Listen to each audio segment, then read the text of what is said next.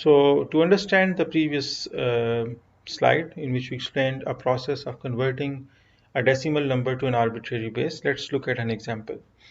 So here we have a decimal number 1, 2, 3, 4, 5, or you can say this is 12,345 expressed in the decimal representation, and we will like to convert this decimal number into base 8.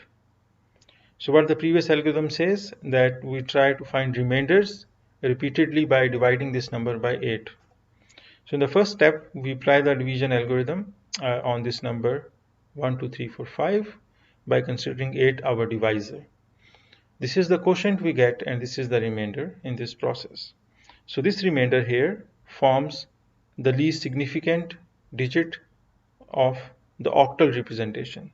Octal representation is the name we use for the base 8 representation. So we see that this number, this digit, appears as the rightmost digit in the octal representation of this decimal number 12,345.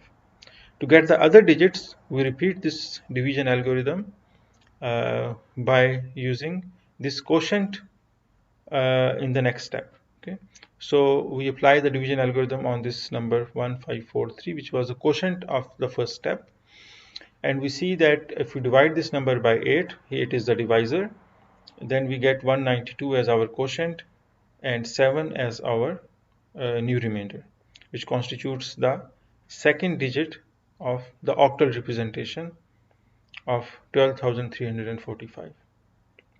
We then repeat this process by taking the quotient of this step and divide it by 8 again, and we get 24 as our quotient and 0 as our remainder. Okay, so we use this 0 as the next octal digit in the octal representation of 12,345. We repeat this process until we get a quotient of 0. Okay, and then we note that if we collect all these remainders together, then they form the octal representation of the decimal number 12,345.